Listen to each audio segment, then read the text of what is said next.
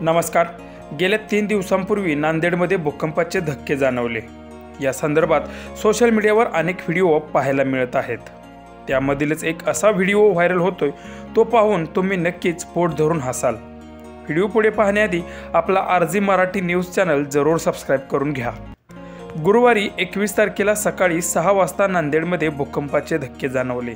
त्याचबरोबर इतरही भागात भूकंपाचे धक्के जाणवले.